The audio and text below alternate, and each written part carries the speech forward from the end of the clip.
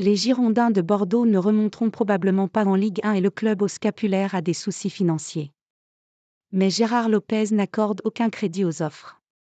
Tandis que Bordeaux se déplace ce samedi à Caen sans ses supporters, puisque ces derniers sont désormais en guerre et se battent entre eux, dans les coulisses des Girondins c'est toujours l'inquiétude. Ces dernières semaines, on a évoqué la possibilité d'un prêt bancaire pour finir la saison sereinement après des soucis pour régler les salaires de février et mars, mais surtout un investisseur est sorti du bois pour annoncer qu'il avait fait une offre concrète à Gérard Lopez. Ce dernier étant d'une discrétion absolue, il laisse la place à Santiago Cuxi pour avancer ses arguments. Car c'est bien l'ancien éphémère président de l'Olympique lyonnais qui est porteur de cette offre de reprise des Girondins de Bordeaux avec un puissant homme d'affaires français, Michael Benabou, classé dans les 100 plus grosses fortunes de France.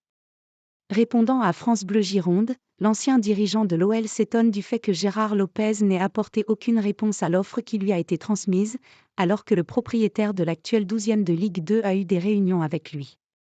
Je ne sais pas pourquoi Gérard Lopez ne nous répond pas. Il faudra lui poser la question.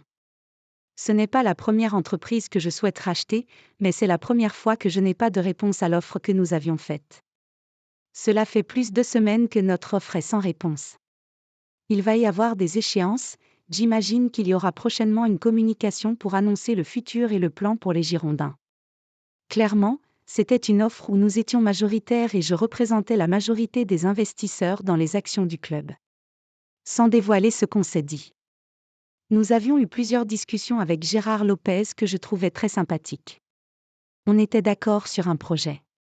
J'étais assez optimiste pour vous dire la vérité, explique, sur la radio bordelaise, Santiago Cuxi qui pour des raisons de confidentialité, n'a pas voulu en dire plus sur la nature de son offre.